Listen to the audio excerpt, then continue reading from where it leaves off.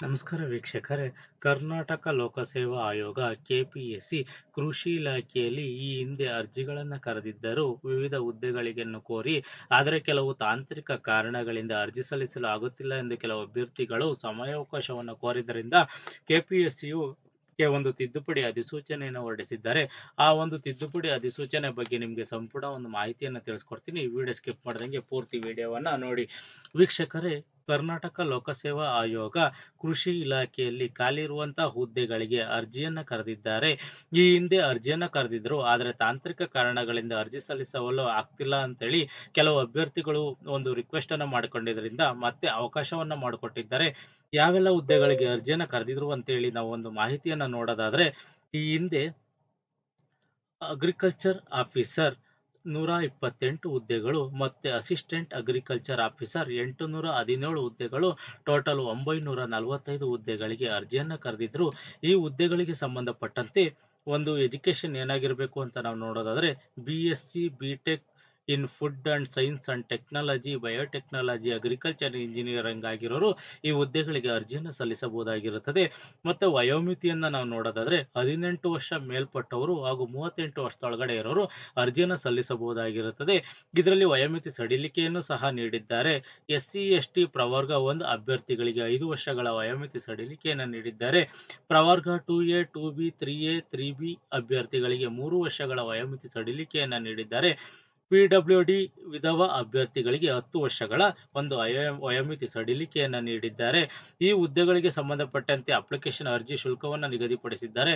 ಆ ಅರ್ಜಿ ಶುಲ್ಕವನ್ನು ನಾವು ನೋಡೋದಾದ್ರೆ, SC ST ಪ್ರವರ್ಗ 1 PWD ಕ್ಯಾಂಡಿಡೇಟ್ಸ್ಗೆ ಯಾವುದೇ ರೀತಿಯ ಅರ್ಜಿ ಶುಲ್ಕವನ್ನು ನಿಗದಿಪಡಿಸಿಲ್ಲ, ಅವ್ರಿಗೆ ಫ್ರೀ ಇರುತ್ತೆ. ಎಕ್ಸ್ ಸರ್ವಿಸ್ ಮೆನ್ ಅಭ್ಯರ್ಥಿಗಳಿಗೆ 50 ರುಗಳ ಒಂದು ಅರ್ಜಿ ಶುಲ್ಕವನ್ನು ನಿಗದಿಪಡಿಸಿದ್ದಾರೆ. ಪ್ರವರ್ಗ 2A 2B 3A 3B ಅಭ್ಯರ್ಥಿಗಳಿಗೆ 300 ರುಗಳ ಒಂದು ಅರ್ಜಿ ಶುಲ್ಕವನ್ನು ನಿಗದಿಪಡಿಸಿದ್ದಾರೆ. ಜನರಲ್ ಅಭ್ಯರ್ಥಿಗಳು ಯಾರಿರ್ತಾರೆ ಅವ್ರಿಗೆ 600 ರುಗಳ ಒಂದು ಅರ್ಜಿ ಶುಲ್ಕವನ್ನು ನಿಗದಿಪಡಿಸಿದ್ದಾರೆ. ಇದು ಆನ್ಲೈನ್ ಅಲ್ಲೇ ಪೇಮೆಂಟ್ ಮಾಡಬೇಕು ಅಂತೇಳಿ ಒಂದು ಮಾಹಿತಿಯನ್ನು ನೀಡಿದ್ದಾರೆ. ಯಾವುದೇ ರೀತಿಯ ಮ್ಯಾನ್ಯಲ್ ಇರಲ್ಲ, ಆನ್ಲೈನ್ ಮುಖಾಂತರನೇ ನೀವು ಪೇಮೆಂಟ್ ಮಾಡಬೇಕು ಅಂತೇಳಿ ಒಂದು ಮಾಹಿತಿಯನ್ನು ನೀಡಿದ್ದಾರೆ.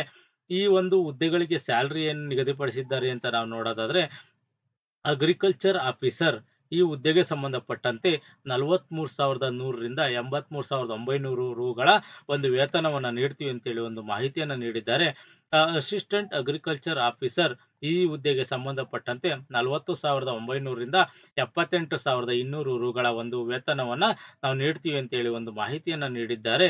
ಈ ಹಿಂದೆ ಈ ಹುದ್ದೆಗಳಿಗೆ ಅರ್ಜಿಯನ್ನ ಕರೆದಿದ್ರು, ಆದರೆ ಕೆಲವು ಅಭ್ಯರ್ಥಿಗಳು ಒಂದು ರಿಕ್ವೆಸ್ಟ್ ಅನ್ನ ಮಾಡಿಕೊಂಡಿರೋದ್ರಿಂದ ಮತ್ತೆ ಈ ಹುದ್ದೆಗಳಿಗೆ 5/2/2025 ರಿಂದ 15/2/2025 ಒಂದು ಕಾಲಾವಕಾಶವನ್ನು ಕೋರಿದ್ದಾರೆ. ಈ ಕೊನೆಯ ದಿನಾಂಕ ಅಂತ ನಾವು ನೋಡೋದಾದ್ರೆ 15/2/2025 ಕೊನೆಯ ದಿನಾಂಕವಾಗಿರುತ್ತದೆ ಈ ಹುದ್ದೆಗಳಿಗೆ ಅರ್ಜಿ ಸಲ್ಲಿಸಲು. ಅಭ್ಯರ್ಥಿಗಳೇ, ಈಗ ಆಲ್ರೆಡಿ ಈ ಹುದ್ದೆಗಳಿಗೆ 3 ಸತಿ ಡೇಟ್ ಎಕ್ಸ್ಟೆಂಡ್ ಅನ್ನ ಮಾಡಿದ್ದಾರೆ. ಮತ್ತೆ ಎಕ್ಸ್ಟೆಂಡ್ ಮಾಡ್ತಾರೆ ಅಂತ ಹೇಳಿ ಒಂದು ಯಾವುದೇ ರೀತಿಯ ಒಂದು ಸೂಚನೆ ಇಲ್ಲ.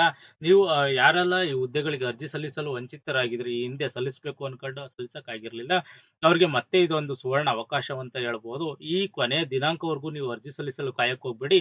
ಈಗಲೇ ನೀವು ಅರ್ಜಿಯನ್ನ ಸಲ್ಲಿಸಿ. ಈ ಹುದ್ದೆಗಳ ಬಗ್ಗೆ ನೀವು ಹೆಚ್ಚಿನ ಮಾಹಿತಿಯನ್ನು ನೀವು ತಿಳ್ಕೋಬೇಕು ಅಂತಂದ್ರೆ, ಅಧಿಕೃತ ವೆಬ್ಸೈಟ್ ಆದ KPSCKR.nic.in ಈ ವೆಬ್ಸೈಟ್ಗೆ ಹೋಗಿ ಇದು ಅಧಿಸೂಚನೆಯನ್ನು ಸಂಪೂರ್ಣವಾಗಿ ಓದಿ, ಅದರಲ್ಲಿ ನೀವು ಸೂಕ್ತ ಅಂತ ಅನ್ಸಿದ್ರೆ ಮಾತ್ರ ಈ ಹುದ್ದೆಗಳಿಗೆ ಅರ್ಜಿಯನ್ನು ಸಲ್ಲಿಸಿ.